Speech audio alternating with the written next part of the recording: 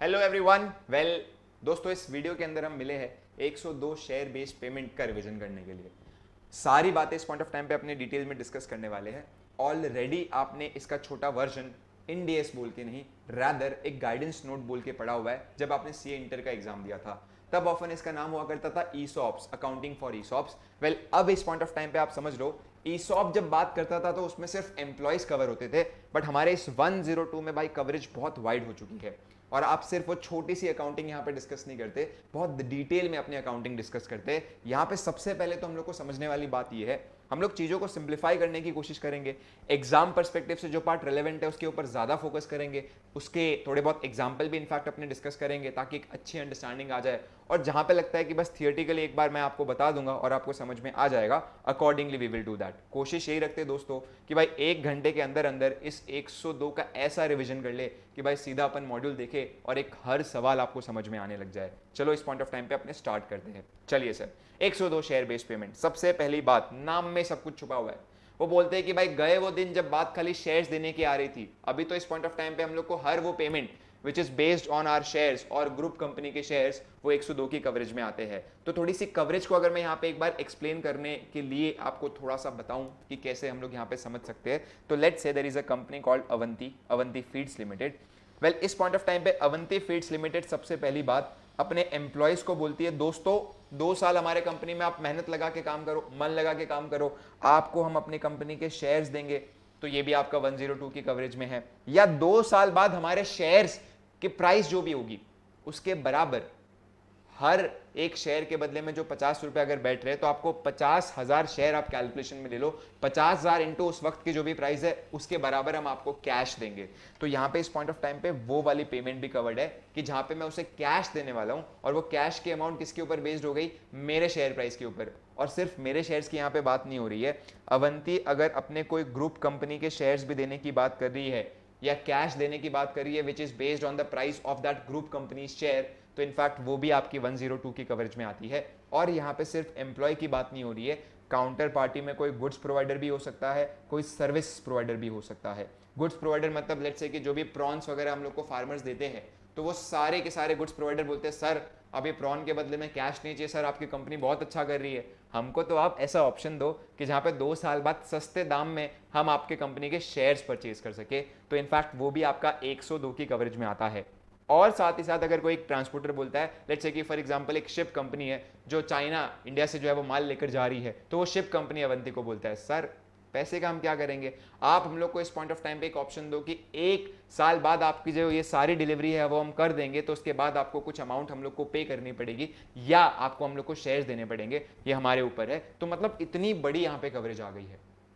इतनी बड़ी कवरेज के कारण क्या होता है, हर सिचुएशन में किस तरीके से अकाउंट करना है वो आपका चेंज होता जाता है। देखो बेस कैलकुलेशन तो सेम ही रहता है, मुद्दा इस कि भाई अपने को इस पॉइंट ऑफ टाइम पे कुछ ना कुछ अमाउंट एज अ खर्चा बुक करना है और वो खर्चे के सामने कोई ना कोई एक अकाउंट क्रिएट होना चाहिए। Might be it can be share based payment reserve और share based payment liability, but how to do that, कैसे करना है, क्या करना है, सब हम लोग देखेंगे। धीरे धीरे रे मना धीरे सब कुछ होए। अपने को इस पॉइंट ऑफ टाइम पे ऐसा नहीं है ना कि भाई 10 मिनट में समझना है, वी हैव टाइम।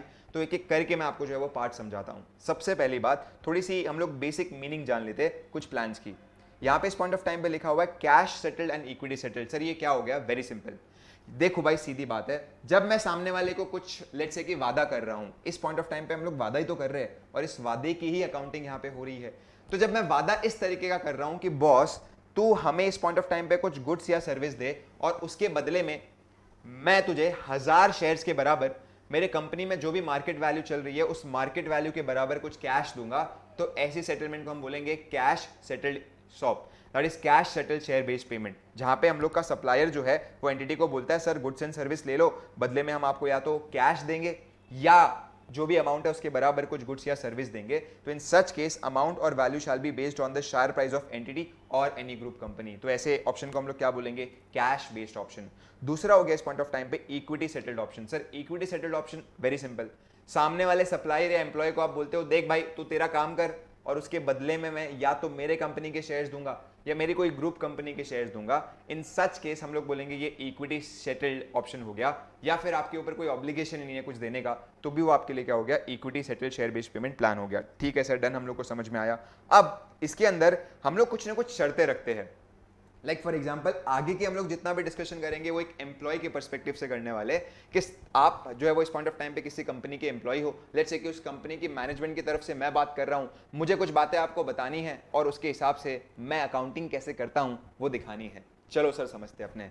यहाँ पे इस पॉइंट ऑफ टाइम पे मैं कुछ शर्तें रख सकता हूँ, जैसे मैं पहली शर्त ये रख सकता हूँ कि यार इस पॉइंट ऑफ टाइम पे देखो मैं अपने कंपनी के शेयर्स दे रहा हूँ, that is equity based plan दे रहा हूँ, या शेयर्स के बराबर कैश देने का वादा कर रहा हूँ, लेकिन बदले में मेरे को भी तो आपसे कुछ चाहिए। बोला सर बताओ ना आपके लिए हम क्या कर सकते हैं। अगर मैं आपको बोलता हूं कि भाई आपको मेरे कंपनी में 2 साल मन लगाकर काम करना पड़ेगा, भले हमारे कंपनी की परफॉर्मेंस आप जब काम कर रहे थे तब कैसी भी आए, लेकिन 2 साल आपको काम करना पड़ेगा, तो ऐसी कंडीशन को ऑफन बोला जाता है service condition, where it is dependent upon minimum term to be served for being eligible for that share based payment. Let's say यहाँ पे मैंने सर्विस कंडीशन के साथ साथ एक और बात बोल दी, देखो भाई सिर्फ काम करने से क्या होता है, काम तो इस पॉइंट ऑफ टाइम पे कोई भी कर सकता है, मुझे अच्छा काम करवाना है। तो इन सच केस जिन सालों में आप काम कर रहे हो उन साल के दौरान आपको इंश्योर करना है कि आप हमें कम से कम इतना प्रॉफिट आफ्टर टैक्स ला के दो, या इतनी सेल्स ला कर दो, या इतना EBITDA ला कर दो। तो इन सच केस ऐसी कंडीशन को हम लोग बोलेंगे परफॉर्मेंस कंडीशन। बट क्योंकि ये आपकी एंटिटी की परफॉर्मेंस के ऊपर बेस्ड है, क्योंकि एम्प्लॉय की मेहनत के ऊपर बेस्ड है, कोई मार्केट फैक्टर यहां पे इन्वॉल्व नहीं है, कोई शेयर मार्केट यहां पे इन्वॉल्व नहीं है, तो इन सच केस ऐसी कंडीशन को बोला जाता है non market related performance condition. और कहीं ना कहीं मैं ऐसी कंडीशन भी रख सकता हूं जहां पे मैं बोलूं बॉस तेरे को 3 साल बाद मैं इतने शेयर्स दूंगा अगर कंपनी की शेयर प्राइस इतनी ऊंचाइयों पे रीच कर जाती है। ऑब्वियसली वो ऊंचाई आप फिक्स करोगे, वेल ऐसे को हम लोग बोलेंगे मार्केट रिलेटेड कंडीशंस, ऐसे को हम लोग बोलेंगे मार्केट रिलेटेड कंडीशन। सर ये तीनों कंडीशन हम लोग को समझ में आ गई, आपने पहले बता दिया, सर्विस कंडीशन दिमाग में फिट हो गया, performance condition perfectly locked, and इसी में आ गया आपका मार्केट बेस्ड कंडीशन। अब ये कंडीशन के बेसिस पे बुकिंग के ऊपर भी थोड़ा बहुत इंपैक्ट आता है, ये हम लोग को जानना बहुत जरूरी है। ठीक है सर कभी कभार तो ऐसा भी हो सकता है ना कि यार लेट्स से कि फॉर एग्जांपल एक एम्प्लॉय आया, आप मेरे पास आए, बोले हम कंपनी छोड़ के जा रहे हैं सर। तो मैंने बोला क्या हो गया भाई, कंपनी क्यों छोड़ के जा रहे हो? बोला सर आपकी कंपनी ने हमें दिया ही क्या इस पॉइंट ऑफ टाइम पे, आज बाहर वाली कंपनी जैसे शेयर्स वगैरह बांट रहे, आप कहाँ बांटते हो ऐसा सब, इतनी मेहनत हम लोग करते आ रहे, भूल गए वो टाइम कि 4 साल पहले कंपनी किन की हालत में था और आज देखो हम लोग ने कहाँ पे पहुंचाया है। सर हमारे पुराने इस एफर्ट्स के लिए आपको कुछ ना कुछ देना चाहिए।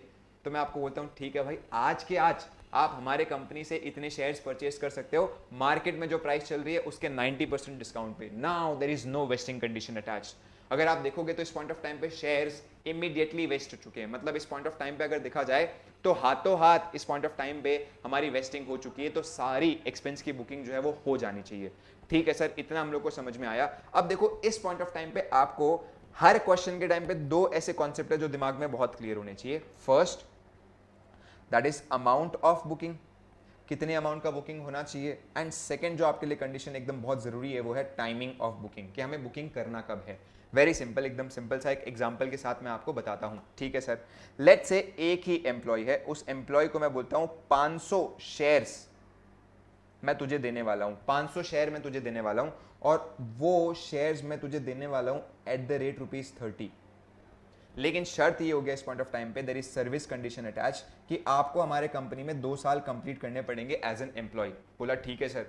इस पॉइंट ऑफ टाइम पे अगर देखा जाए तो करंटली मार्केट प्राइस जो है वो 50 रुपए चल रही है। अब देखो आपको इस पॉइंट ऑफ टाइम पे ये जो आप ऑप्शन दे रहे हो, अगर आप देखोगे ना तो कभी भी आप ऐसे मत सोचो कि आप सामने वाले बंदे को शेयर्स दे रहे हो। एक तरीके से थोड़ा सा यहाँ पे AFM हम लोग जो है वो बीच में लाते हैं, that is advance financial management, जो आप अभी पढ़ रहे होंगे। AFM के अंदर जिस तरीके से हम लोग किसी एक पार्टी को ऑप्शन देते हैं कि बॉस 2 साल बाद तो हमारे शेयर्स परचेज कर सकता है इस भाव पे, आज यही तो हो रहा है यहाँ पे। अगर यहाँ पे ठीक से कॉन्ट्रैक्ट को आप एनालाइज करो तो एक डॉक्यूमेंट है, इस डॉक्यूमेंट के ऊपर हम लोग उसको वादा कर रहे हैं कि तू हमसे 500 शेयर्स ले सकता है कितने साल बाद, 2 साल बाद, और इस पॉइंट ऑफ टाइम पे अगर देखा जाए तो तुझे प्राइस कितनी पे करनी पड़ेगी, 30 रुपया, और वो 30 रुपया इस पॉइंट ऑफ टाइम पे क्या हो चुकी है, लॉक हो चुकी है। तो ये जो डॉक्यूमेंट है, इस डॉक्यूमेंट की वैल्यू हम लोग के लिए एक तरीके से अमाउंट बनेगी कि एग्जैक्टली कितना वैल्यूएबल ये डॉक्यूमेंट है।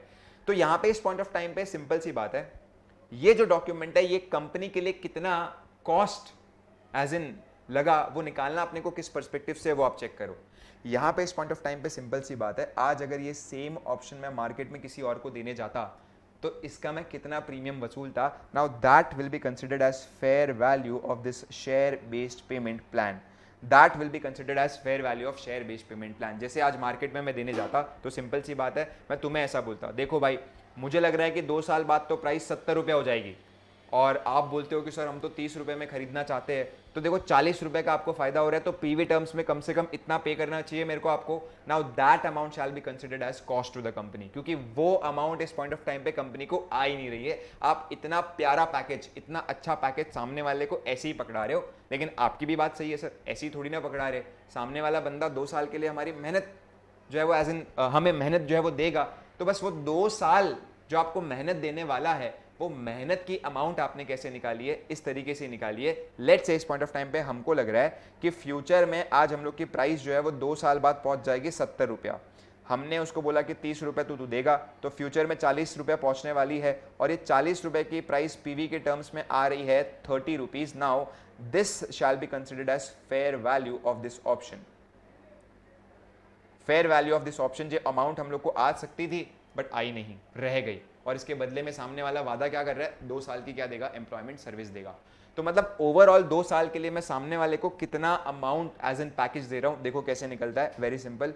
30 रुपए की यहाँ पे अमाउंट है, मल्टीप्लाइड बाई ये जो फेयर वैल्यू ऑफ ऑप्शन, तो बेसिकली एक फॉर्मूला में अपन ने ले लिया fair value of option, multiplied by यहाँ पे नंबर ऑफ एम्प्लॉयज। सर इस क्वेश्चन में तो एक ही एम्प्लॉय है, इंटू 1 कर दिया, राइट। नंबर ऑफ एम्प्लॉय हम लोग ने 1 कर दिया, देन मल्टीप्लाइड बाय कितने शेयर्स दे रहे हैं अपने, 500 शेयर्स दे रहे हैं। तो ओवरऑल कॉस्ट की अगर हम बात करें तो सिंपल सी बात है, 500 शेयर मल्टीप्लाइड बाय 30 रुपये का घाटा मेरे को हो रहा है। आज अच्छे खासे 15,000 आ सकते थे, और ये 15,000 मेरे लिए क्या बन जाएगा, इस ऑप्शन की वैल्यू बन जाएगी। अब सर आप इसकी बुकिंग कब करोगे, चलो हम लोग को अमाउंट तो आपको निकालनी है, एज इन कैसे वो सीख गए हम लोग, बट इसकी बुकिंग कैसे करोगे, वेरी सिंपल। सबसे पहली बात तो ये जो डिस्कशन हम लोग कर रहे हैं ना, ये किस प्लान को लेकर कर रहे हैं पता है क्या, equity settled share based payment plan को लेकर कर रहे हैं। Now equity settled share based payment plan की खास बात ये होती है कि कंपनी की जो कॉस्ट ग्रांट डेट पे आई रहती है वो फिक्स्ड रहती है। इस पॉइंट ऑफ टाइम पे इसको ऐसा देखा जाता है कि कंपनी आज 15,000 रुपया सेक्रीफाइस करने के लिए रेडी है अपने एम्प्लॉयज के लिए, बदले में उसको मात्र 2 साल के लिए क्या चाहिए, सर्विस चाहिए। अब रियल में अगर लेट्स से कि हम लोग को यहाँ पे प्राइस में जो है वो 70 कभी होते ही नहीं है, 60 ही रहते हैं, 40 ही रहते हैं, उससे फर्क ही नहीं पड़ता, क्योंकि अब ये जो डॉक्यूमेंट की वैल्यू ऊपर नीचे हो रही है वो सब एम्प्लॉयज को इंपैक्ट कर रही है, हमें कोई इंपैक्ट नहीं कर रही है। हमने तो सीधा क्या बोल दिया, 15,000 रुपया आ सकते थे, और वो 15,000 रुपये हमारे आए नहीं, बदले में सामने वाला हमें क्या दे रहा है, 2 साल की सर्विस दे रहा है, और डॉक्यूमेंट किसके पास है, सामने वाले के पास है। तो अभी इस पॉइंट ऑफ टाइम पे डॉक्यूमेंट की वर्थ क्या है, वो सामने वाला जो है वो अपनी धड़कने तेज करेगा, धीरे करेगा, हमको उससे कुछ लेना देना बिल्कुल भी नहीं है। लेट्स से सपोजिटली आज अगर लेट्स से कि मेरी जो कंपनी की शेयर प्राइस है वो अगले ही साल में जो हम लोग की एग्जिस्ट कर रही थी 50 की, वो 30 हो जाती है, 20 हो जाती है, तो मेरे को उससे क्या रहे, सामने वाले को उससे। मेरा तो ऐसा था ना कि एक डॉक्यूमेंट का 15,000 आ सकता था, वो नहीं आ रहा, बात खत्म। तो इस पॉइंट ऑफ टाइम पे शेयर बेस्ड पेमेंट प्लान में जो आप इक्विटी सेटल्ड प्लान सबमिट करते हो, उनकी वैल्यू जो ग्रांट डेट पे निकल कर आई है वो फिक्स्ड रहती है। अब डे 1 पे क्योंकि मेरे को कोई सर्विस मिली नहीं है, तो आपका मैचिंग कॉन्सेप्ट तो यही बोलता है कि आप खर्चा तभी दिखाओ जब उसके बराबर आपको क्या मिल रहे हैं, बेनिफिट्स मिल रहे हैं। तो मुझे इसका बेनिफिट जो है वो 1 साल बाद मिल रहा है, दैट इज ईयर 1 के एंड पे मिल रहा है, तब मैं यहाँ पे खर्चा दिखाऊंगा। और वो भी क्योंकि ये 15,000 का खर्चे का बेनिफिट मेरे को 2 साल में मिलेगा, तो जैसे 1 साल का मेरे को बेनिफिट मिला, मैंने 1 साल का खर्चा दिखा दिया 7,500। 7,500 सर एंट्री क्या पास करेंगे, अरे सिंपल है, employee benefit expense to share based payment reserve. Perfect sir, एकदम समझ में आ गया। सर इसका मतलब अभी हमको बताने दो, जो ईयर 2 एंड हो गया क्या उसमें भी सेम एंट्री पास होगी, हाँ जी हाँ, यहाँ पे ईयर 2 के एंड में भी आप एंट्री पास करोगे, employee benefit expense to share based payment reserve 7,500। 7,500 sir अब हमको पता है आगे क्या करना है, आगे आप शेयर्स इशू करने वाले हो और बदले में कुछ पैसे आने वाले हैं, तो इस पॉइंट ऑफ टाइम पे आप एंट्री पास करोगे, share based payment reserve bank account debit to equity share capital slash security premium. जैसे शेयर बेस्ड पेमेंट रिजर्व मैंने बनाया हुआ है 15,000 का, वो मैंने डेबिट कर दिया। आज बैंक में मुझे कितने पैसे आ रहे हैं, वेल 500 इंटू 30, सामने वाले को ऑप्शन 30 रुपए पे दिया था ना, 500 इंटू 30 मेरा कितने पे आ रहा है, 15 और 15 30,000 का ओवरऑल डेबिट हो रहा है। उसके सामने 30,000 के शेयर कैपिटल और security premium based on face value क्या, उसके अकॉर्डिंगली आपको ये स्प्लिट करना पड़ेगा। परफेक्ट, समझ में आया, हाँ सर। ये हो गई accounting for equity settled share based payment plan की। सर अगर यही सेम अकाउंटिंग हम लोग को करनी पड़ती for cash settled share based payment plan तो क्या होता, तो इस पॉइंट ऑफ टाइम पे क्या होता है, वेरी सिंपल, कैश बेस्ड अगर ये ऑप्शन होता तो हमारे इस ऑप्शन की जो भी वैल्यू में फ्लक्चुएशंस आ रही है उससे हम लोग को फर्क पड़ता, because now in real you have to pay certain amount as a cash. तो आपका ये ऑप्शन जो भी आपको वैल्यू बताते जा रहा है कि अरे 1 साल पहले मैं इतनी की वर्थ था, अब देख मेरी वर्थ कम हो चुकी है, बढ़ चुकी है, तो मेरी बुकिंग के ऊपर उसका इम्पैक्ट आएगा, बिकॉज यहाँ पे मेरी एक जेन्युइन लाइबिलिटी बार बार फ्लक्चुएट हो रही है। तो इस पॉइंट ऑफ टाइम पे आपके इनपुट्स भी कुछ ऐसे दिए रहेंगे कि आपको हर फेयर वैल्यू चेंजेस दे देंगे रिपोर्टिंग डेट पे क्या एग्जिस्ट करती है। जैसे कि फॉर एग्जांपल क्वेश्चन ऐसा बोल देगा कि देखो फेयर वैल्यू जो हम लोग की ग्रांट डेट पे दिख रही थी, सर एक बार थोड़ा साफ कर दे। बिल्कुल, अपने इस पॉइंट ऑफ टाइम पे एक बार के लिए इसे थोड़ा सा साफ कर देते हैं। ये हम लोग ने एक बार के लिए रफ कर दिया। कौन सी वाली अकाउंटिंग? इक्विटी बेस्ड वाली। चलो सर कैश सेटल वाली बताओ।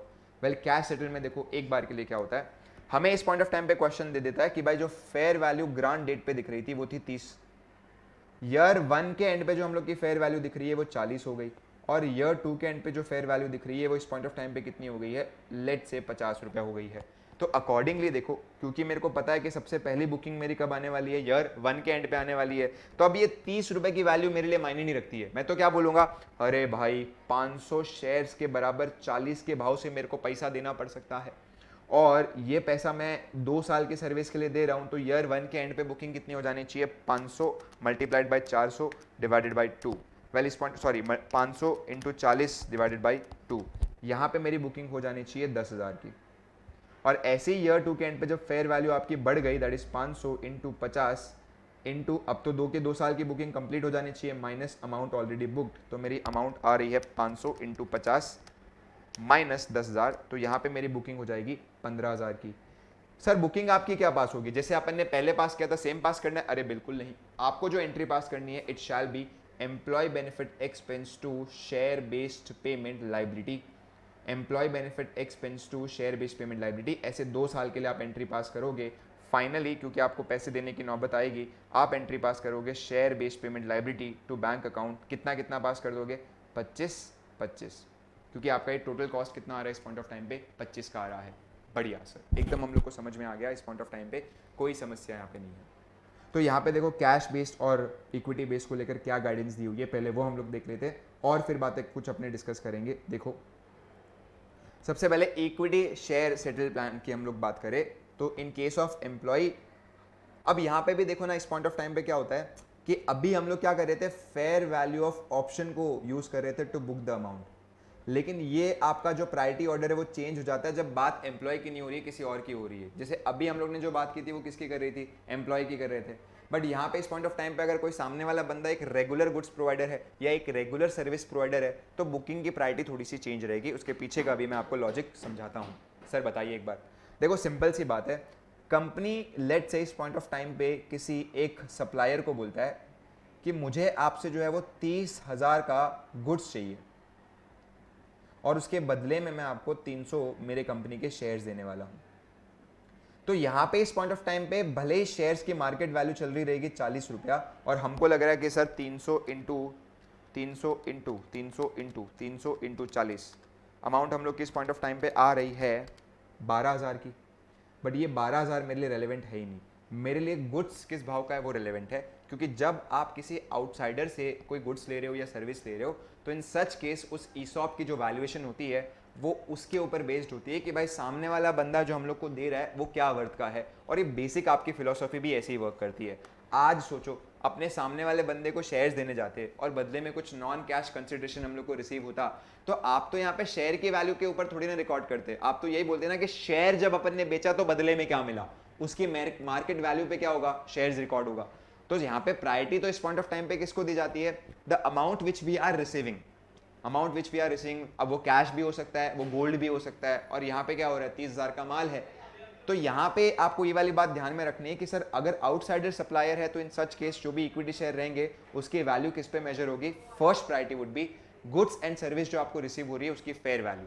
अगर वो नहीं अवेलेबल है तो फिर आप क्या करोगे, फेयर वैल्यू ऑफ शेयर्स को एज अ बेस लोगे। ओके सर, बट एम्प्लॉय के केस में पहला वाला ऑप्शन निकालना बहुत मुश्किल है। अगर आप किसी कंपनी के एम्प्लॉय हो तो मैं कैसे डिटरमाइन कर सकता हूँ कि भाई सामने वाला एम्प्लॉय जो मुझे सर्विस दे रहा है उसकी क्या वर्थ है। अरे वो तो कस्टमाइज होगा ना, भले एक एवरेज रेंज निकाली जा सकती है, फिर भी हर एम्प्लॉय का कैलिबर डिफरेंट होता है, एक्सपीरियंस डिफरेंट होता है, अटेंशन डिफरेंस होता है, कितना टाइम वो कंपनी को देता है वो अलग बात होती है, कितनी लॉयल्टी, ये सब इनटैंजिबल पॉइंट्स है।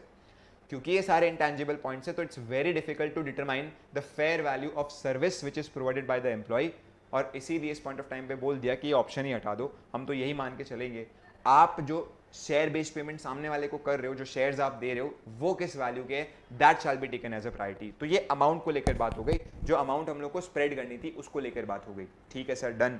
आगे देखो, अमाउंट जो है वो हम लोग को in case of equity based option कौन से दिन की लेनी है, हमेशा ग्रांट डेट की, and shall not be remeasured in case of equity based option. आपका फॉर्मूला देखो सिंपल सा होगा, नंबर ऑफ एम्प्लॉय, क्योंकि आपकी सबकी बुकिंग एक साथ हो रही है। अब ये नंबर ऑफ एम्प्लॉयज में भी एक अच्छी बात आप क्या कर सकते हो, ये नंबर ऑफ एम्प्लॉयज आपको री एस्टिमेट करते रहने पड़ेंगे जब जब आप एक्सपेंस बुक कर रहे हो, क्योंकि यहाँ पे बुकिंग क्या हो रही है, एस्टिमेशन बेसिस पे ही हो रही है कि कितना अमाउंट हम लोग को लग सकता है, और उस एस्टिमेशन पे ये नंबर ऑफ एम्प्लॉयज का बहुत अहम रोल है। सर अहम रोल क्यों हो गया, for a very simple reason, भले ही मैंने अपने 500 एम्प्लॉयज को ये वाला ऑप्शन देके रखा है, बट हिस्ट्री ऐसी है कि कभी भी इनमें से 10% लोग टिकते ही नहीं है। तो यार क्या मतलब बनता है कि मैं पूरे 500 की यहाँ पे एक्सपेंस बुक करूँ, कायदे अनुसार तो मुझे कितने की बुक करनी चाहिए, 450 की बुक करनी चाहिए। अगर मुझे लगता है कि नहीं सर 500 में से खाली 25 निकल के जाएंगे तो 475 की बुकिंग होनी चाहिए। But you need to keep estimating कि इस पॉइंट ऑफ टाइम पे कितने लोग लेजिबली उन कंडीशंस को कंप्लीट करेंगे जो शर्तें आपने रखी हुई है। ठीक है सर,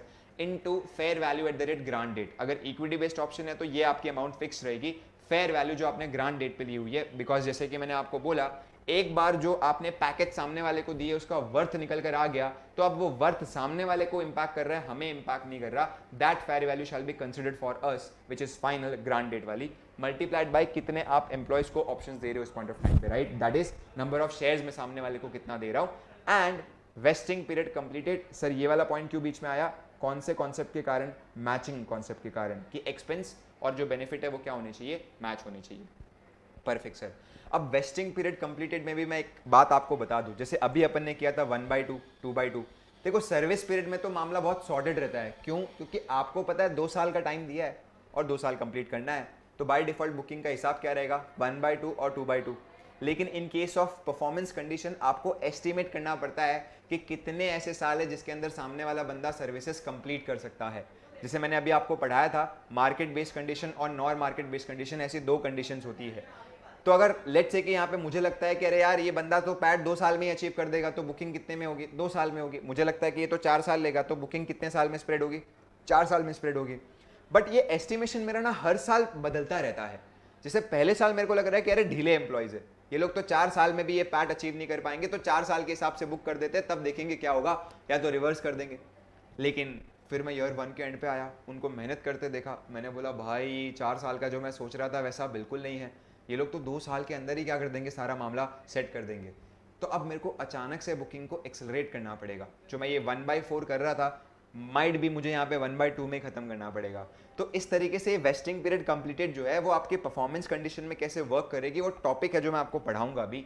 बट ये आपकी कभी कभार चेंज होती रहेगी, सर्विस में तो मोस्टली कंसिस्टेंट रहेगी, but in case of performance based condition, that is market and non market based condition, ये आपकी चेंज हुई रहेगी। कैसे चेंज करना है, क्या चेंज करना है, वो मैं आपको बताऊंगा। ओके सर, एंट्री मैंने जैसे कि आपको अभी पास करके बताया, इक्विटी बेस्ड ऑप्शन के लिए तो एंट्री बहुत ही सिंपल है सर। इक्विटी बेस्ड में होगा employee benefit expense to share based payment reserve, और उसके बाद share based payment to share capital to security premium. अगर कुछ पैसा आ रहा है तो यहाँ पे आप क्या पास कर सकते हो, बैंक भी पास कर सकते हो, राइट।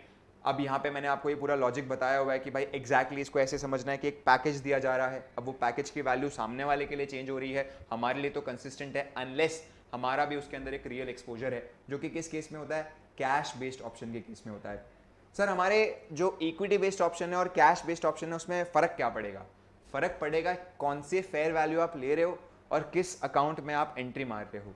जैसे यहाँ पे अगर हम लोग बात करें कैश बेस्ड ऑप्शन की, तो हमेशा आपको फेयर वैल्यू बुकिंग डेट की लेनी है कि लेटेस्ट क्या फेयर वैल्यू चल रही है, भाई कितने के हिसाब से पैसे देने पड़ सकते हैं, that is fair value of reporting date. और यहाँ पे जब आप बुक करोगे तो instead of crediting share based payment reserve, you have to take share based payment liability account. ठीक है सर, हम लोग को समझ में आया। आगे आप बताओ इस पॉइंट ऑफ टाइम पे क्या होगा। अब यहाँ पे इस पॉइंट ऑफ टाइम पे कभी कभार ऐसा हो सकता है कि हम लोग ने एक्स्ट्रा लायबिलिटी बुक कर दी रहेगी बीच में, तो उसको आपको रिवर्स कर देना है अगेन एम्प्लॉय बेनिफिट एक्सपेंस के सामने।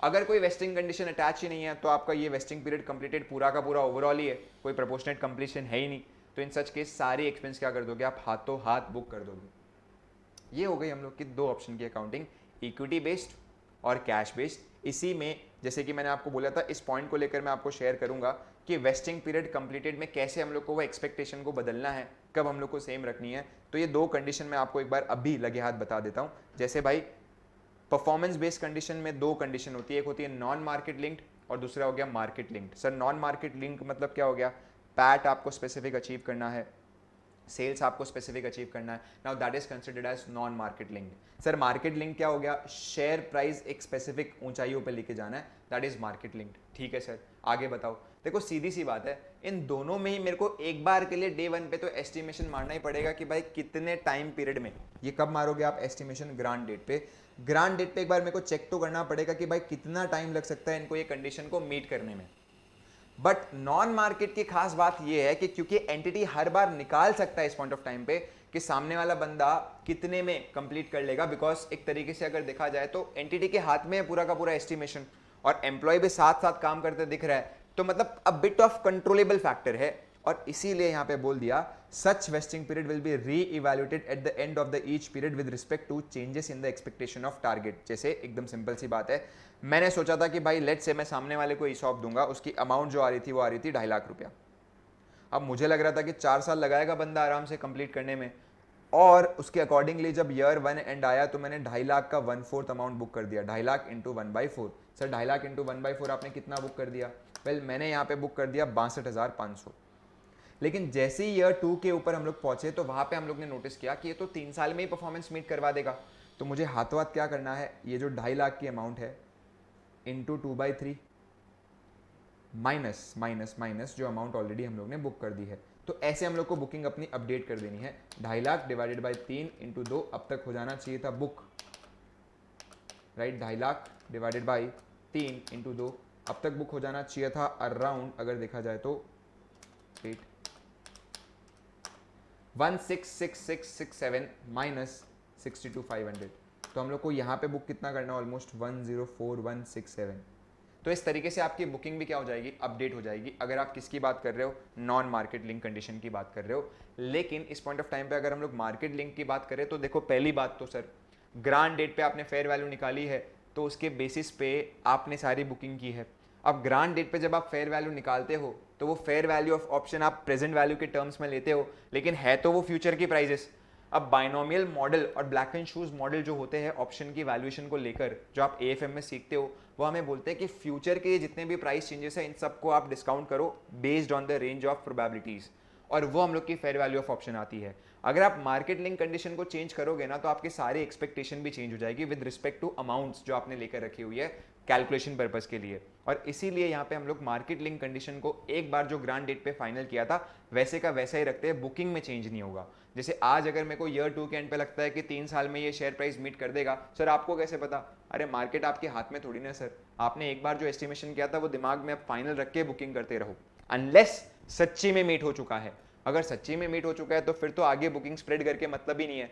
तो आप क्या करोगे, रिमेनिंग अमाउंट सारी की सारी हाथों हाथ ही बुक कर दोगे। जैसे यहाँ पे अगर मैं एस्टिमेशन अपना चेंज करके बोलता हूँ कि भाई ईयर 2 के एंड पे मेरे को लग रहा है कि 3 साल में मीट हो जाएगा, स्टिल जो अगर मार्केट बेस्ड कंडीशन होती तो यहाँ पे मैं 2/4 ही लिखता और अकॉर्डिंगली मेरी जो बुकिंग है इधर भी कितने की होती, 62,500 की होती। लेकिन फिर आप जो रियलिटी बोल रहे हो कि सर ईयर 3 के एंड पे मैंने बोला था मीट हो गई, देखो हो गई ना, तो आप रिमेनिंग अमाउंट हाथों हाथ ईयर 3 के एंड पे बुक कर दोगे, कंसिडरिंग कि अब ईयर 4 तक बात लेकर मतलब नहीं है। अब तो साक्षात मार्केट ने खुद ने बोल दिया है तथास्तु, आपकी कंडीशन तो मीट हो चुकी है, तो वाई टू स्प्रेड।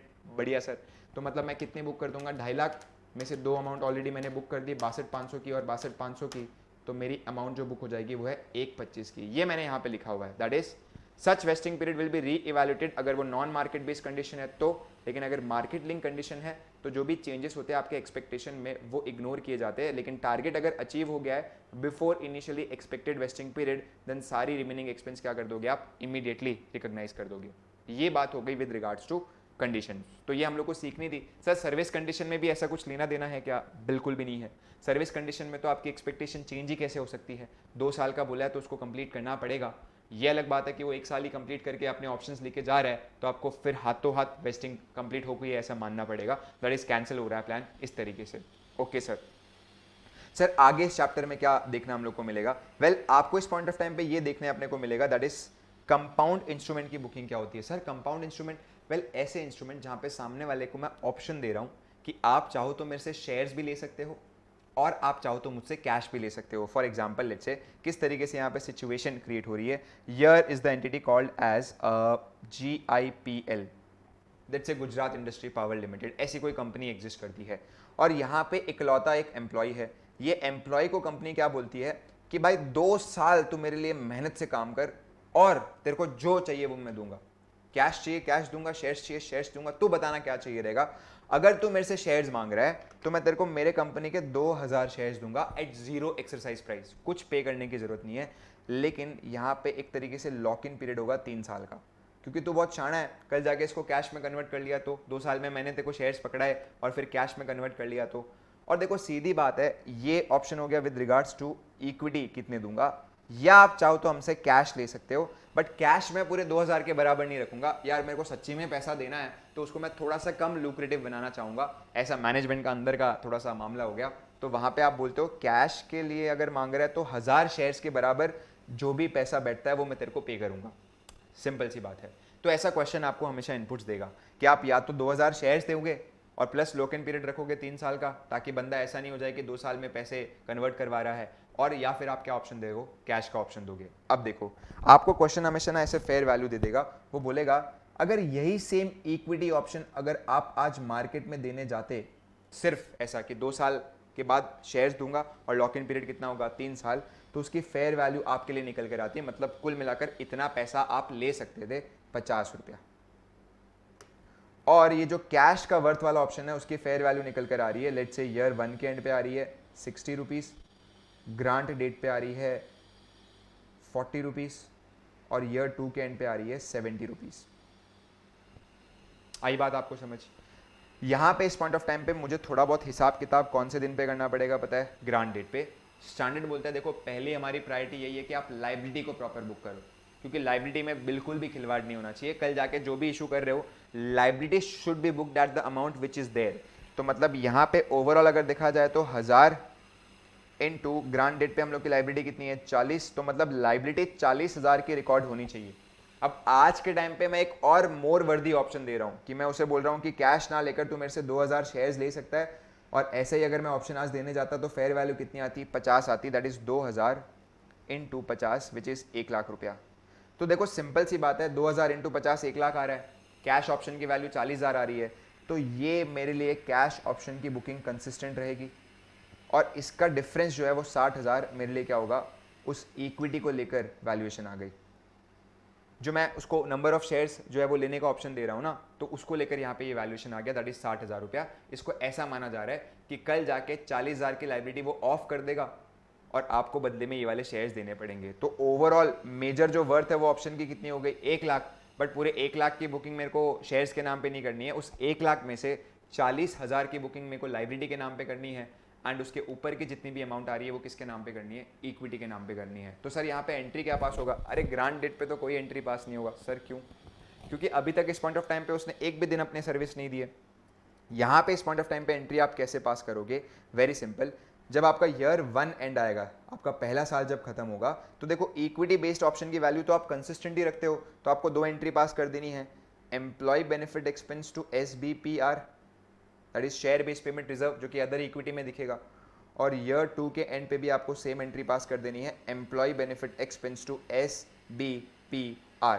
और सर अमाउंट 30,000 30,000 30,000 और 30,000, मतलब इक्विटी ऑप्शन की वैल्यू चेंज नहीं होती है, ये हम लोग ने बराबर माना है, और जो भी हम लोग का वर्दी लग रहा था वैसे हम लोग ने बुकिंग कर दिया। अब क्योंकि कैश ऑप्शन की वैल्यू ग्रांट डेट पे 40 की आई थी, बट वो अपडेट हो चुकी है, लेटेस्ट ईयर 1 के एंड के एस्टिमेट के हिसाब से हमको लग रहा है कि हमारा ये जो इकलौता एम्प्लॉई है उसको 1000 शेयर्स के बराबर मुझे 60 के भाव पे कैश देना पड़ेगा, और इसकी 1/2 बुकिंग हो जानी चाहिए, which is 1000 into 60 divided by 2, that is 30,000। तो मुझे यहाँ पे 30,000 की बुकिंग करनी पड़ेगी, employee benefit expense to share based payment liability.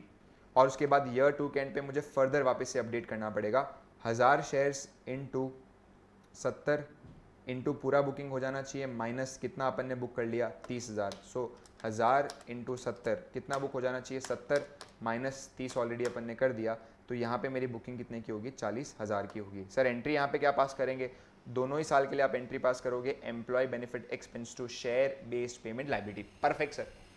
अब सर हमको ये जानने की बड़ी क्यूरियोसिटी है कि सर ईयर 2 के एंड पे सामने वाला बंदा क्या लेगा हमसे, शेयर्स लेने वाला है या कैश लेने वाला है, और उसके हिसाब से अकाउंटिंग क्या होगी। तो एक बार मैं आपको ना ईयर 2 के एंड पे हमारी बुकिंग क्या क्या हो चुकी है वो मैं लिख देता हूँ।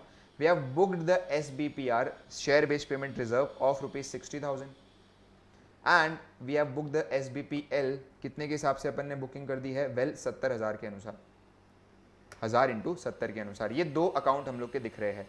अब अगर बंदा बोलता है मेरे को तो पैसा चाहिए, कैश चाहिए, तो आप एक एंट्री पास कर दो, share based payment liability to cash 70,000 और 70,000। और दूसरा अगर वो इस पॉइंट ऑफ टाइम पे बोलता है सर इस रिजर्व का मैं क्या करूं, तो SBPR टू अपने कहाँ पे ये डाल देंगे, रिटेन्ड अर्निंग्स में डाल देंगे, कितना 60,000 और 60,000। इस तरीके से अगर वो बंदा हमसे कैश मांगता है तो होगा, बट यही अगर वो बंदा हम लोग से इक्विटी मांग रहा है तो हम ऐसा मानेंगे कि हम लोग सामने वाले को क्या दे रहे हैं, शेयर्स दे रहे हैं। अभी शेयर्स में आपकी फेस वैल्यू भी आ जाएगी और इस शेयर्स में आपकी सिक्योरिटी प्रीमियम भी आ जाएगी, बट आप सामने वाले को शेयर्स दे रहे हो, बदले में आपकी वो लाइबिलिटी माफ कर रहा है, share based payment liability of 70,000 and ये ऑप्शन वो एक्सरसाइज कर रहा है जिसकी वर्थ कितनी थी, 60,000। तो ये 1/30 के बराबर क्या होगा, शेयर्स इशू हो जाएंगे। That is the entry for compounded instrument. क्या लिखा हुआ एक बार मैं आपको पढ़ा देता हूँ। कहते हैं कि कंपाउंडेड इंस्ट्रूमेंट का मतलब जहां पे एंटिटी ऑप्शन दे रहा है काउंटर पार्टी को, that either he can opt for equity option और he can go for cash option. Account this transaction as complete cash settled, मतलब पहले तो प्रायोरिटी किसको देना है, आज अगर ये पूरा ऑप्शन ही वर्थ कैश सेटल के बराबर होता तो इक्विटी में 0 अमाउंट जाती। तो पहली प्रायोरिटी है कि आप अमाउंट कैश के अगेंस्ट जो है वो बुक करो, उसके ऊपर का कुछ एक्स्ट्रा वर्थ आ रहा है तो आप किसके अगेंस्ट बुक करोगे, इक्विटी के अगेंस्ट। तो पहले आप पूरे ईसॉप की फेयर वैल्यू निकालोगे कि सारे एम्प्लॉयज इक्विटी ऑप्शन अगर एक्सरसाइज करेंगे तो उसकी वर्थ क्या है। फिर आप ये सार जो है, सार का मतलब होता है कैश वाला राइट जो आप दे रहे हो ग्रांट डेट पे, उसकी वैल्यू निकालोगे कि अगर कैश आज के आज ले लेता है तो क्या वर्थ है। 1 - 2 वाली जो वैल्यू है वो हम लोग की क्या बनेगी, इक्विटी कंपोनेंट की वैल्यू। जैसे अभी आ रहा था 1 was 1 lakh, 2 was 60,000, सॉरी 40,000, तो हमारा अमाउंट कितना बन रहा था, 60,000। This portion is accounted as equity settled share based payment and booked as SBPR over vesting period. और ये पोर्शन आपका बनेगा कैश सेटल्ड और ये भी वेस्टिंग पीरियड में बुक होगा, but we need to keep it updating. Exercise date पे वो बंदा अगर पैसे मांग रहा है तो SBP टू ए बैंक और बाकी SBPR का पैसा रिटेन अर्निंग्स में चला जाएगा, शेयर्स मांग रहा है तो ये वाली एंट्री होगी। That's it. यहाँ पे इस पॉइंट ऑफ टाइम पे सिर्फ इतना ही हम लोग को ध्यान में रखना है विद रिगार्ड्स टू अगर ऑप्शनल सेटलमेंट है तो। ठीक है सर। और इस चैप्टर के अंदर सर क्या बाकी हम लोग का, वेल हम लोग ने ऑलरेडी पहले तो देख लिया कि एक फॉर्मूला के ऊपर पूरा बेस्ड है chapter, that is number of employee which we will keep re estimating, क्योंकि बुकिंग मेरी इंपैक्ट होनी चाहिए उसके कारण, इनटू फेयर वैल्यू। अगर कैश बेस्ड है तो आपको फेयर वैल्यू लेनी है रिपोर्टिंग डेट पे और अगर या बुकिंग डेट का, और अगर इक्विटी बेस्ड ऑप्शन है तो ग्रांट डेट का, multiplied by number of option, ये आपका कंसिस्टेंट फिगर है। और इनटू हम क्या करेंगे, इनटू हम लोग यहाँ पे लिखेंगे वेस्टिंग पीरियड ऑलरेडी कंप्लीटेड। और यहाँ पे अगर मार्केट बेस्ड कंडीशन है तो आपका अजम्पशन सेम रहेगा, अगर नॉन मार्केट बेस्ड कंडीशन है तो आपका एग्जम्पशन बदलता जाएगा। लेकिन दोनों में अगर वेस्ट हो चुके तो तुरंत की तुरंत सारी की सारी बुकिंग आप कर दो, दैट्स इट। अब यहाँ पे हम लोग का जो टॉपिक दिखना बाकी है वो है, अगर सर हम लोग अपने एम्प्लॉयज को अपने ग्रुप कंपनी के शेयर्स देते हैं तो क्या बुकिंग होगी। देखो अमाउंट तो सेम ही निकलेगा जैसे अपन ने अभी किया है, बट अगर होल्डिंग कंपनी बोलता है कि सर मैं शेयर्स तो देने वाला हूं सब्सिडरी के, लेकिन एम्प्लॉयज सर मेरे हैं, तो बताओ बुकिंग क्या होगी। अरे क्या मस्त पासा फेंका है, very simple. Employees point of time पे एम्प्लॉय बेनिफिट एक्सपेंस बुक करेगा, जो SBPR है वो हमारा सब्सिडरी रिकॉर्ड करेगा। आज अगर लेट्स से कि सब्सिडरी कोई भी चीज होल्डिंग के लिए ऐसे मुफ्त में करता है तो उसको एक तरीके से माना जाता है कि डिविडेंड बांटा है, राइट। कुछ डिविडेंड अपन ने बांटा है, कुछ प्रॉफिट अपन ने कॉम्प्रोमाइज की है, तो इसके लिए हो जाएगा टू डिविडेंड इनकम और इसके लिए हो जाएगा डिविडेंड डिस्ट्रीब्यूशन। सर उल्टा हुआ तो, अगर सब्सिडरी के एम्प्लॉयज है और शेयर्स होल्डिंग के दिए जा रहे तो सर क्या होगा, तो employee benefit expense subsidiary book करेगा और शेयर बेस्ड पेमेंट रिजर्व हम लोग का होल्डिंग बुक करेगा। और देखो होल्डिंग अगर सब्सिडरी के लिए कुछ करता है तो माना जाता है कि we are investing into subsidiary, तो for holding it is investment and for subsidiary it is considered as capital contribution. इसी के बीच में अगर एक दूसरे से कुछ पैसा ये लोग ले रहे तो पैसे की अमाउंट आपके ये डिविडेंड या इन्वेस्टमेंट को क्या कर देगी, कम कर देगी। मॉड्यूल में आपको एक क्वेश्चन दिख जाएगा, सॉल्व कर लेना। ठीक है सर। देन हम लोग का लास्ट टॉपिक जो इस पूरे चैप्टर में रह जाता है दोस्तों, it is modification and cancellation of share based payment plan. Modification of share based payment about is very simple. Modification क्यों हो रहा है पहले वो आप समझो इस पॉइंट ऑफ टाइम पे, थोड़ा सा मैं आपको बता देता हूँ। देखो सिंपल सी बात है, एक एम्प्लॉय था। सर आप एक ही एम्प्लॉय बार बार क्यों लेके चल रहे हो? देखो मामला समझने का है, कॉम्प्लिकेट करने का थोड़ी ना है। तो एक एम्प्लॉय था, इस एम्प्लॉय को हम लोग ने बोल के रखा था तेरे को मैं 500 शेयर्स दूंगा at an exercise price of ₹20। 500 shares दूंगा at an exercise price of 20, और तेरे को यहाँ पे इस पॉइंट ऑफ टाइम पे मेरे कंपनी के अंदर 3 साल कंप्लीट करने पड़ेंगे। बोला सर डन। यहाँ पे जब मैं ग्रांट डेट की बात कर रहा था तो उस वक्त यही सेम ऑप्शन की वैल्यू आ रही थी ₹5। मतलब टेक्निकली मैं ऐसा मान के चल रहा हूँ कि 3 साल बाद मेरे कंपनी के प्राइस रहने वाले अराउंड 25 समथिंग, और उसमें से 20 तो आ जाएंगे। मेरे लिए सेक्रीफाइस कितने का है? 5 का। हालांकि पीवी टर्म्स में थोड़ा कम होता है, तो आप 26 या 27 मान के चल लो 3 साल बाद का जो भाव रहने वाला है। उसको आपने जब कंपेयर किया विद द एक्सरसाइज प्राइस, तो आपके ऑप्शन की वर्थ कितनी निकल कर आई दोस्तों? ₹25। ओके सर, ₹25 निकल कर आई। आगे क्या करना है? आगे इस पॉइंट ऑफ टाइम पे आप चुपचाप बुकिंग करते रहो, राइट। जैसे इस पॉइंट ऑफ टाइम पे ईयर 1 के एंड पे मैंने बुक कर दिया 500 शेयर इंटू एक ही एम्प्लॉई है, और फेयर वैल्यू है 5 इंटू 1/3। तो यहाँ पे मेरी बुकिंग होगी 500 into 5 divided by 3, that is 833। अब जैसे ही ईयर 1 का मिड आया, दैट इज़ 30 सितंबर आया, कंपनी की शेयर प्राइस बहुत गिर गई, और इतनी गिर गई कि इस बेचारे एम्प्लॉय के लिए ऑप्शन उतना वर्थ वाइल नहीं रहा। तो आप इस पॉइंट ऑफ टाइम पे क्या करते हो? इस एक्सरसाइज प्राइस को थोड़ा सा कम कर देते हो एम्प्लॉय के लिए, माइट भी ₹10 कर देते हो, लेकिन उसके कारण आपके जेब का खर्चा क्या हो जाता है? बढ़ जाता है। लेट्स से क्वेश्चन ऐसा बोलता है आपके जेब का खर्चा जो है वो ₹2 से बढ़ गया, तो उसके कारण इस पॉइंट ऑफ टाइम पे आपके एडिशनल एक्सपेंस अराइज हो रहे हैं due to modification. The guidance is very simple. आप क्यों ये ₹2 का खर्चा करने के लिए रेडी हो? वो बंदा 1.5 साल जो ऑलरेडी आपके लिए काम कर चुका है, क्या उसके लिए आप ऐसा कर रहे हो? मैंने बोला नहीं सर, वो आज छोड़ के जाने वाला था, उसको मैंने रोका है। मैं चाहता हूँ कि और 1.5 साल वो मेरे यहाँ पे रुके और प्रॉपर काम करे, इसलिए मैं ऐसा कर रहा हूँ। तो बोलते हैं मॉडिफिकेशन के कारण जो भी आपका एक्सरसाइज प्राइस बढ़ा है, उस बढ़ी हुई प्राइस को आपको रिमेनिंग वेस्टिंग पीरियड में स्प्रेड कर देना है। जैसे मेरी अब बुकिंग 2 फेज में चलेगी। ईयर 1 के मिड पे मेरे को पता चल गया है, तो मतलब कहीं ना कहीं जब मैं ईयर 1 के मिड में नहीं, यहाँ पे हम लोग थोड़ा सा लिखेंगे ईयर 2 के मिड में, 1 के एंड के बाद नेक्स्ट वाला जो ईयर है उसके मिड में। अब मैं जब ईयर 2 के एंड पे आऊँगा, तो ये वाली बुकिंग तो मेरी कंसिस्टेंट ही रहेगी। 500 into 1 into 5 into 2/3 minus 833, which is technically 833 ही आने वाला है। लेकिन साथ ही साथ मेरे को बुक करना पड़ेगा 500 इंटू 1 इंटू 2 इंटू 1.5 साल मैं रोकना चाहता था, उसमें इस साल उसने कितना काम किया? 0.5, तो इंटू 0.5 डिवाइडेड बाई 1.5। तो मेरा इस पॉइंट ऑफ टाइम पे अमाउंट आ रहा है दोस्तों ₹333। 333 इस साल मेरा बुक हो जाएगा। एंड साथ ही साथ यहाँ पे इस पॉइंट ऑफ टाइम पे जो नेक्स्ट ईयर है, नेक्स्ट ईयर हम लोग बुक कर देंगे 500 इंटू 2, अभी तो पूरा बुक हो जाना चाहिए, minus 333, that is I guess 667 आ रहा है, वो यहाँ पे बुक होगा। तो मतलब कुल मिलाकर एग्जिस्टिंग ऑप्शन की बुकिंग वैसी ही चलती रहेगी। जो भी मॉडिफिकेशन के कारण आपका नया खर्चा राइज हुआ है वो रिमेनिंग वेस्टिंग पीरियड में स्प्रेड हो जाएगा। दैट इज योर मॉडिफिकेशन की गाइडेंस। ये आपको मॉडिफिकेशन तभी ट्रीट करना है जब सामने वाले एम्प्लॉयज़ के लिए बेनिफिट्स बढ़ रहे हैं। अगर सामने वाले के लिए बेनिफिट्स डिक्रीज हो रहे तो आपको ऐसी मॉडिफिकेशन को आपको इग्नोर करना है। That is the guidance. But वो पार्ट पहले आपके मॉड्यूल में हुआ करता था, अब इस पॉइंट ऑफ टाइम पे उसको लेकर एज सच कोई डिटेल्ड एक्सप्लेनेशन नहीं है, तो मैं भी यहाँ पे डिटेलिंग में नहीं जा रहा हूँ। ठीक है सर। लास्ट आपका टॉपिक कौन सा बच जाता है? Cancellation of equity settled share based payment to employee. Sir इसका मतलब क्या हो गया? गुस्सा हो गए आप? हाँ भाई गुस्सा हो गया। क्या हो गया कि भाई मेरे कंपनी इतना गंदा परफॉर्म कर रही है कि मुझे लगता है कि यार ये प्लान के चक्कर में मैं और 2 साल एक्सटेंड थोड़ी ना करूंगा। तो मैंने हाथों हाथ डिसीजन लिया कि मेरे को भाई इस पॉइंट ऑफ टाइम पे कंपनी को बंद ही कर देना है। और क्योंकि मेरा वो यूनिट बंद हो रहा है, नॉट कंपनी, यूनिट बंद हो रहा है, तो मेरे एम्प्लॉयज़ बेचारे बेरोजगार हो रहे। और क्योंकि एम्प्लॉयज़ बेरोजगार हो रहे हैं तो मतलब कहीं ना कहीं वो ये बात कर रहे हैं कि सर ठीक है बेरोजगारी बर्दाश्त है, हम कहीं और काम लग लेंगे, बड़े केपेबल है। बट उस अवार्ड का क्या जो आप बोले थे 3 साल कंप्लीट करने के बाद दोगे, और हमने पूरी शिद्दत के साथ जब 2 साल काम किया तो आप बोल रहे हो कि आपको तो वो अवार्ड नहीं मिलेगा। सर ये तो गलत बात है, हम तो आपके ऊपर केस कर देंगे। Now company settling that award. बोला कि भाई ठीक है, कुछ पैसे देके रफा दफा करता हूँ। तो बस वही सेटलमेंट की एंट्री कैसे होगी वो आपको ठीक से देखनी है। इनपुट्स के बेसिस पे मैं जाऊँगा और चीज़ें आपको थोड़ी सी बताऊँगा। Okay perfect sir. जैसे कि for example let's say again एक ही एम्प्लॉय की हम बात करेंगे। ये एक एम्प्लॉय है जिसको मैंने बोला था 3 साल का आपको वेस्टिंग पीरियड रखना है।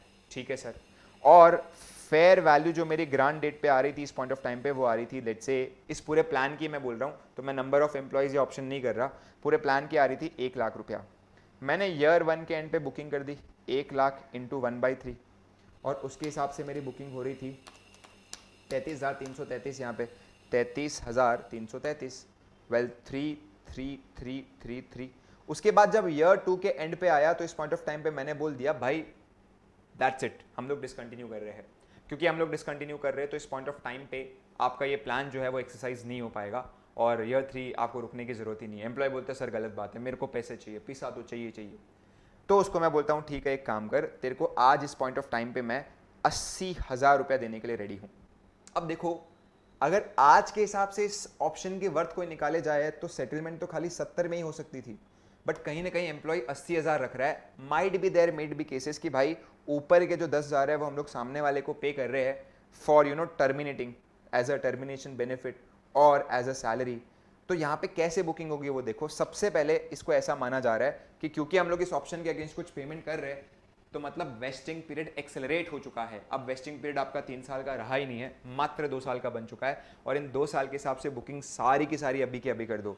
मतलब 1 लाख की बुकिंग जो मैं 3 साल में स्प्रेड कर रहा था उसमें से 33,333 तो मैंने बुक कर दिया है, बचा 66,667 66667 वो मैं हाथों हाथ बुक कर दूंगा employee benefit expense to share based payment reserve. अगर आप देखोगे अभी इन 2 साल के दौरान तो मेरा जो शेयर बेस्ड पेमेंट रिजर्व है वो जमा हो चुका है। सर कितना? 1 लाख रुपया। बढ़िया सर, क्या करोगे इस 1 लाख का? अब देखो यार, इस 1 लाख में कुछ अमाउंट तो मैं इस ऑप्शन को सेटल करने के लिए आज पे ही कर रहा हूँ। मैं पे तो वैसे 80,000 कर रहा हूँ, बट उसमें से इस ऑप्शन को लेकर तो कितनी है सेटलमेंट अमाउंट? 70 की। तो I pass the entry SBPR to bank 70,000 and 70,000। Sir ऊपर का 10,000 अब वो क्योंकि मैं एडिशनल बेनिफिट बोल के पे कर रहा हूँ, that is employee benefit expense to bank बोल के बुक हो जाएगा 10,000 और 10,000। सर फिर तो आपके SBPR में कुछ पैसा रह जाएगा। आप तो 1 लाख का अमाउंट बुक करके रखे हो और 70 ही पे कर रहे हो, तो रिमेनिंग पैसा आपका SBPR से चला जाएगा रिटेन अर्निंग्स में। सर कितना? 30,000 और 30,000। Now that should be the booking for cancellation. एक बार देख लेते हैं हम लोग। Due to some turn around और divestment entity might cancel the plan of employees who belong to such unit. However, due to cancellation of share based payment plan, entity have to pay certain amount of cash. On the date of cancellation, since we are paying, it is considered by Ind AS 102 that there is acceleration of vesting, so book remaining expense which was part of the plan immediately. Now evaluate, calculate the amount paid to employees. 2 भाग में divide होगी, कितना option के लिए आप पे कर रहे हो और कितना इस पॉइंट ऑफ टाइम पे आप एज अ टर्मिनेशन बेनिफिट पे कर रहे हो। अकॉर्डिंगली आपकी बुकिंग हो जाएगी। ये हम लोग ने कॉम्प्रिहेंसिवली लगभग बातें इस चैप्टर को लेकर रिवाइज कर ली है। कुछ 1-2 थियोरेटिकल बातें आपको ध्यान में रखनी है। जैसे अगर मैं आपको इस पॉइंट ऑफ टाइम पे शेयर्स दे रहा हूँ एक बिजनेस कॉम्बिनेशन वाली ट्रांजेक्शन में या एक जॉइंट अरेंजमेंट वाली ट्रांजेक्शन में, तो इन सच केस आपकी 102 की कवरेज में ये नहीं आता, ये 102 की कवरेज से बाहर चला जाता है। ठीक है सर। और आपको क्या बातें ध्यान में रखनी चाहिए? वेल और आपको इस पॉइंट ऑफ टाइम पे ये बात ध्यान में रखनी चाहिए, दैट इज कि एंटिटी अगर अपने शेयर्स दे रहा है फॉर चैरिटी विदाउट कंसिडरेशन, ये भी यहीं पे अपने ले सकते हैं। और आपको अगर मैं कोई लेट्स से कि शेयर्स दे रहा हूँ as a capacity of share holder you are acting, मतलब you are acting as a share holder. जैसे मैं आपको राइट्स इशू दे रहा हूँ कि आप हमसे 1 साल के अंदर अंदर एग्जिस्टिंग शेयर जो हम लोग बढ़ा रहे हैं वो खरीद सकते हो सस्ते दाम पे। वेल वो आपकी 102 की कवरेज में नहीं आता, because here you are acting as a share holder not as an employee. तो वहाँ पे ये वाला रिलेशन 102 का पार्ट नहीं है। दैट्स इट, इतना ही हम लोग करेंगे तो सारे क्वेश्चन भी सॉल्व कर पाएंगे एंड मोटा मोटी 102 की सारी बातें अपन ने रिवाइज कर ली है। आगे भी और जो है वो मैं रिवीजन वीडियो लाता रहूँगा, तो अकॉर्डिंगली आप जो है वो चैनल को सब्सक्राइब करके रखो। ये लेक्चर आपको कैसा लगा ज़रूर आप कमेंट में बताओ, क्योंकि हमारा तो भाई वो एक ही मोटिवेशन है कि कमेंट सेक्शन में जब हम पढ़ते हैं कि सर बहुत मदद हो रही है, लेक्चर हम लोग को समझ भी आ रहा है, काफ़ी हेल्प हो रही है, तो थोड़ा सा और मन करता है आगे वाले लेक्चर्स को रिकॉर्ड करने का। सो अकॉर्डिंगली थोड़ी सी प्रायोरिटीज़ भी हम लोग सेट कर पाते हैं। सो बिल्कुल अपने रिव्यूज़ देना, कुछ भी बातें जो इंप्रूव करनी है वो मैं नेक्स्ट लेक्चर में ध्यान रखूँगा। टिल देन मिलते हैं अपने नेक्स्ट वीडियो में। इसको आप अच्छे से रिवाइज कर लीजिए, बहुत इंपॉर्टेंट चैप्टर हो गया from exam perspective. Thank you for watching.